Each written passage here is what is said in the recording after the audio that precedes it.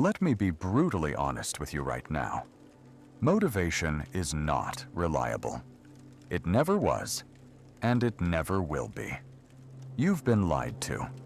The self-help industry, the motivational speakers, the Instagram posts with sunrise backgrounds and dramatic quotes, they've all sold you a fantasy.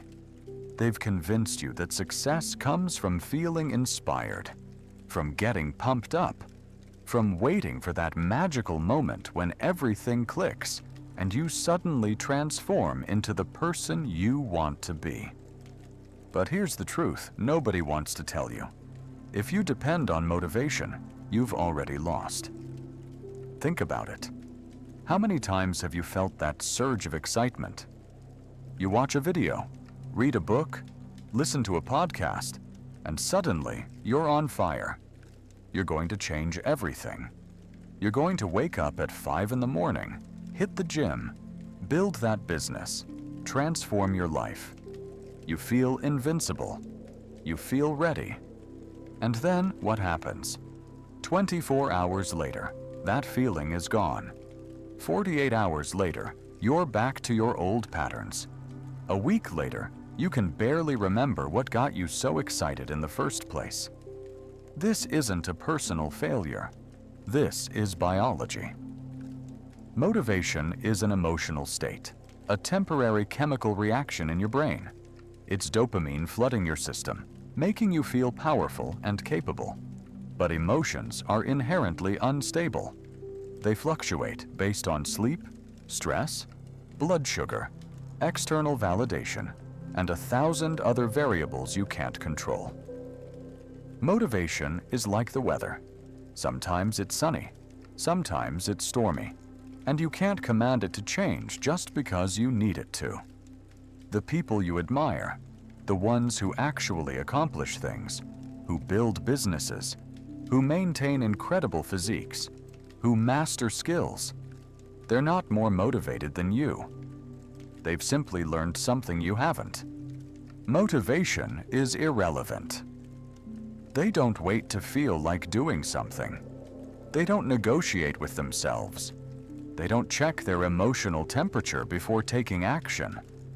They've built systems that function independently of how they feel, and those systems carry them forward when motivation has long since abandoned them.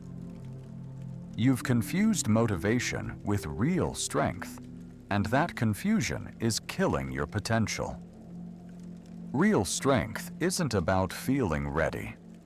It's about moving forward when everything in you wants to quit, when the initial excitement has died, when nobody's watching, when there's no applause, when it's just you and the work and the unbearable discomfort of doing something that matters. Disciplined people don't feel different from you. They've just stopped caring about how they feel. Motivation has become the first modern addiction. It's dopamine on demand. You scroll through social media looking for that hit of inspiration, that video that will finally make you change, that quote that resonates so perfectly you're convinced this time will be different. But it never is, because you're chasing a chemical high, not building a foundation. You're consuming motivation like a drug, and like any drug, the effects wear off quickly, leaving you emptier than before, searching for the next hit. The real problem isn't that you lack motivation. The problem is that you've built your entire strategy for change around something fundamentally unreliable. You're trying to build a skyscraper on quicksand, and every time it collapses, you blame yourself instead of recognizing that the foundation was always wrong. How your brain sabotages you. Your brain is not designed for your success. Let me explain the biology that's working against you every single day. Motivation is a chemical state, not a rational decision. When you feel motivated, your brain is releasing dopamine, the neurotransmitter associated with pleasure and reward. This creates what neuroscientists call a peak state, a temporary elevation in your mood and energy that feels incredible but cannot last. Here's what happens next. Your brain returns to baseline. Dopamine levels drop. That peak feeling disappears. And because your brain experienced that high, the normal state now feels like a low by comparison. You're not just unmotivated. You're actively demotivated, crashing from the high, needing another hit of inspiration just to feel normal again. You've created a dependency cycle identical to addiction. Your brain is an efficiency machine. It evolved over millions of years to conserve energy, to find the path of least resistance, to avoid unnecessary effort. In evolutionary terms, this was brilliant. Conserving energy meant survival when food was scarce and threats were constant. But in the modern world, this same mechanism sabotages you.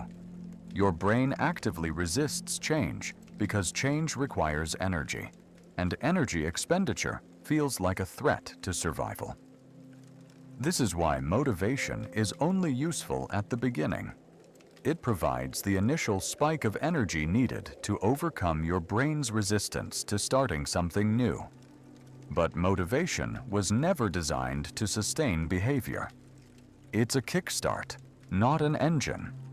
Once the novelty wears off, once your brain realizes that this new behavior requires consistent energy expenditure, it will do everything in its power to shut it down. You tell yourself lies to justify this biological resistance. I'll wait for the right time. I'll start when I feel ready. I need to be in the right headspace for this. These aren't rational thoughts. They're your brain's sophisticated survival mechanisms disguised as reasonable planning. Your brain has learned that if it can delay action long enough, the motivation will fade, and it can return to the comfortable, energy-efficient status quo. The modern environment amplifies this problem exponentially. You're surrounded by engineered distractions designed to hijack your dopamine system. Social media, streaming services, junk food, instant gratification at every turn. Your brain is being trained to expect constant stimulation, immediate rewards, and zero discomfort. The gap between starting something difficult and receiving a reward for it has never been wider, making sustained effort feel almost impossible. But here's what you need to understand. While motivation is biologically unstable, discipline is biologically trainable. Your brain is plastic. It changes based on repeated behavior. Every time you act despite not feeling motivated, you're rewiring neural pathways. You're teaching your brain that action doesn't require emotion, that discomfort won't kill you, that the reward comes from the behavior itself, not from how you felt before doing it. The anatomy of failure. Let me show you what depending on motivation actually looks like in practice. You decide you're going to transform your body. You buy a gym membership on a Monday when you're feeling inspired. You go that day, and it's hard, but you push through because the motivation is still fresh. Tuesday comes, and you're sore, but you go anyway, riding the momentum. Wednesday arrives, and the soreness is worse. The newness is wearing off. You tell yourself you deserve a rest day. Thursday, you're busy with work. Friday, you're tired. The weekend comes, you'll start fresh Monday. Monday arrives, the motivation is completely gone, and you never go back. The membership charges your account for 6 more months while you avoid the gym altogether, carrying shame and proof of your failure. Or maybe it's a business idea. You're lying in bed one night and suddenly you see it. The perfect business. The thing that's going to change your life. You spend the entire next day consumed by it. You research, make lists, design logos in your head, calculate potential income. You tell friends about it. You buy a domain name. You start a spreadsheet. You feel like an entrepreneur. Then the actual work begins. The uncomfortable, unglamorous grind of building something from nothing. The motivation evaporates. The idea sits in a folder on your computer with 100 other brilliant ideas that never became anything. This is the cycle that destroys lives. Motivation sparks initial effort. Effort creates discomfort. Discomfort kills motivation. Lack of motivation leads to quitting. Quitting generates shame and guilt. Shame and guilt eventually transform into new motivation, and the cycle repeats forever. You become someone who starts things but never finishes them, always chasing the feeling of beginning, addicted to the potential of change, but terrified of the sustained effort required to actually change. The people you think are successful because they're more motivated are actually succeeding because they appear unmotivated. Watch them closely. They don't seem excited. They don't give motivational speeches to themselves. They look almost robotic, mechanical, emotionless in their execution. That's because they've removed emotion from the equation entirely. They've decided what needs to be done, and they do it, regardless of how they feel about it in any given moment. In military training, soldiers are taught to act before thinking. The command is given. The action is executed. There's no pause for internal negotiation, no checking in with feelings, no committee meeting in the mind debating whether this is really what they want to do right now. The gap between stimulus and response is eliminated. This isn't about suppressing humanity. It's about understanding that emotion is a terrible decision maker for consistent action. Motivation needs emotion to exist. It feeds on feelings, requires inspiration, depends on circumstance.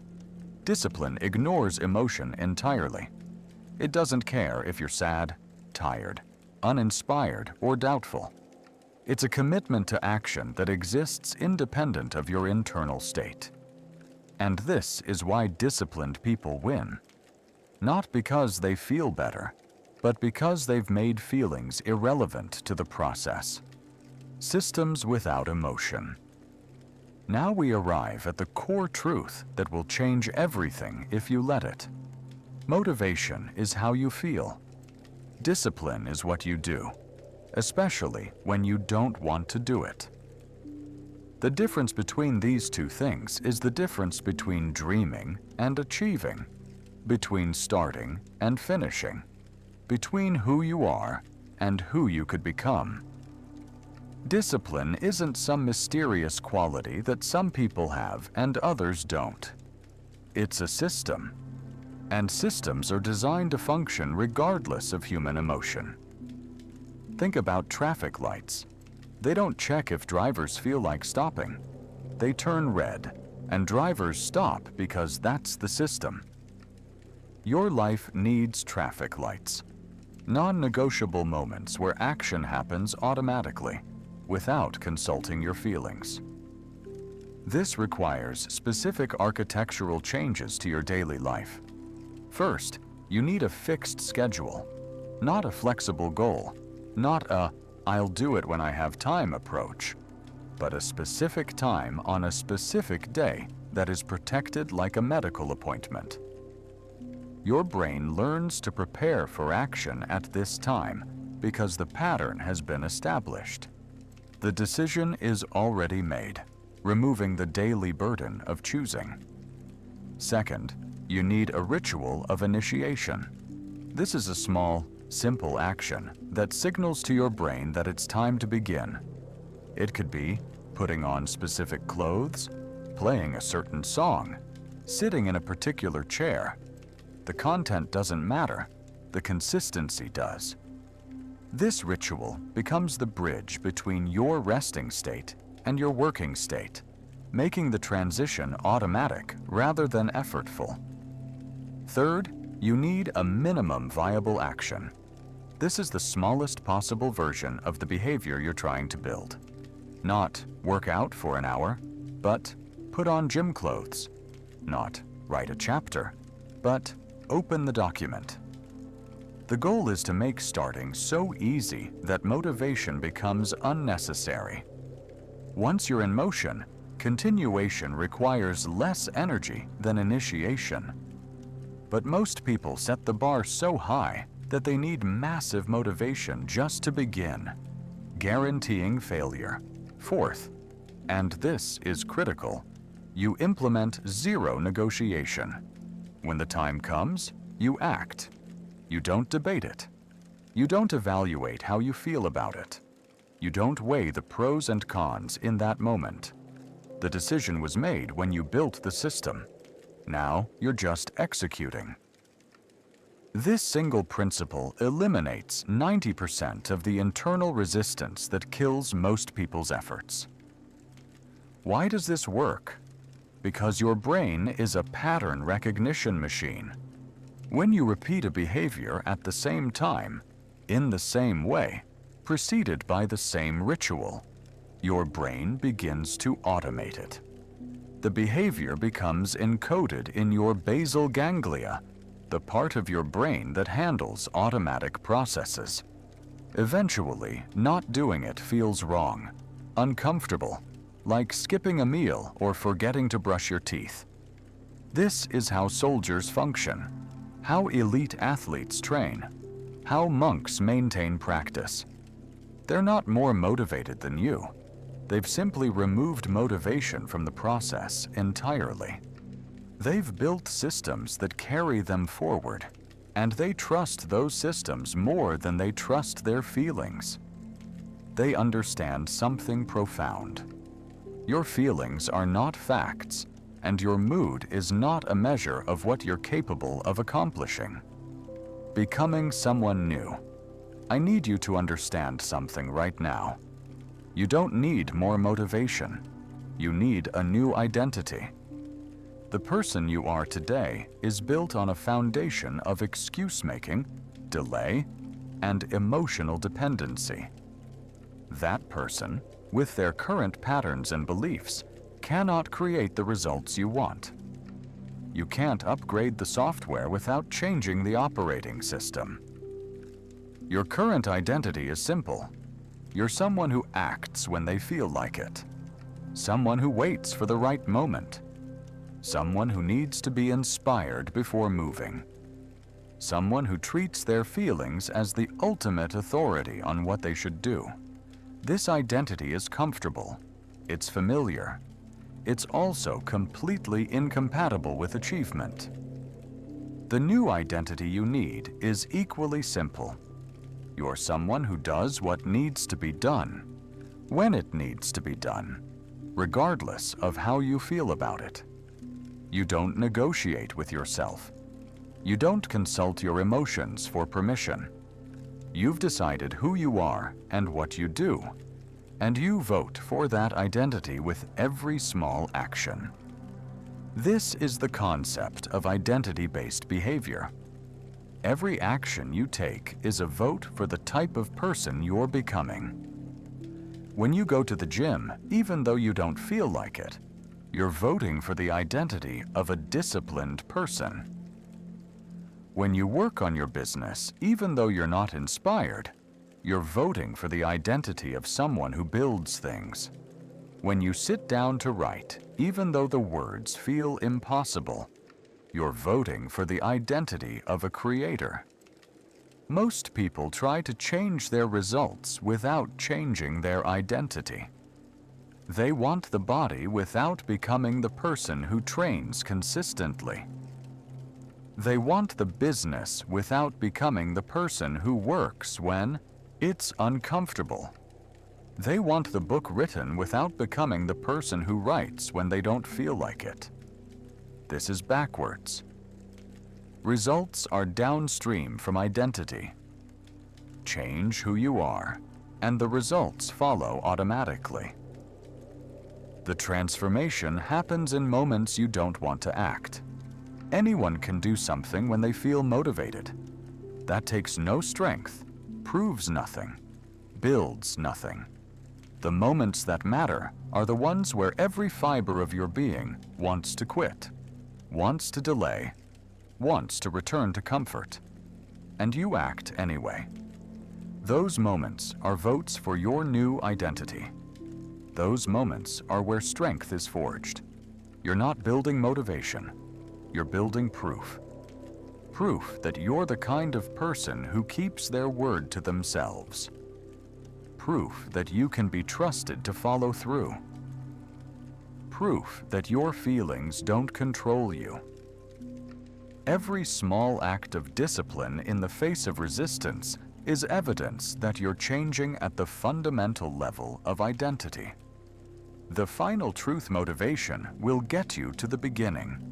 It'll give you that initial spark, that first surge of energy that makes starting feel possible. And that's valuable. Without it, many people would never begin at all. But motivation is the opening scene, not the entire movie. Discipline is what carries you through the middle when nobody's watching, through the boring, repetitive parts, through the valleys where there's no visible progress, through the moments when quitting would be easier than breathing. Discipline takes you to the end. Discipline finishes what motivation started. Discipline is what separates the people with dreams from the people with results.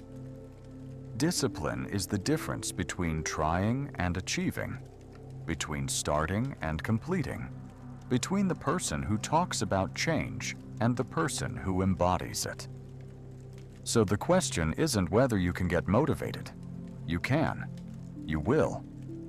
Motivation will come and go like waves on a beach, and it will feel good when it's there. The question is, who are you when the motivation is gone? Who are you when nobody's watching, when it's hard, when you're tired, when you don't feel like it? Are you someone who only acts when conditions are perfect? Or are you someone who acts because that's who you are? You have to decide right now. Do you want to be someone who starts things, or someone who finishes them? Because you can't be both if you rely on motivation. Starters are everywhere. The world is full of people with great ideas, impressive plans, and motivational Pinterest boards. Finishers are rare. Finishers are the people who understand that success isn't about how you feel. It's about what you do despite how you feel. This is your moment of clarity. Not the moment where you feel inspired to change, but the moment where you recognize that inspiration is irrelevant. The moment where you stop waiting for the perfect conditions and start building systems that function in imperfect ones. The moment where you stop being a passenger in your own life, blown around by your emotions, and start being the architect of deliberate, consistent action. You don't need another motivational video. You don't need another inspiring quote. You need to decide who you're going to be, and then become that person through small, unglamorous, repeated actions that nobody will celebrate but you.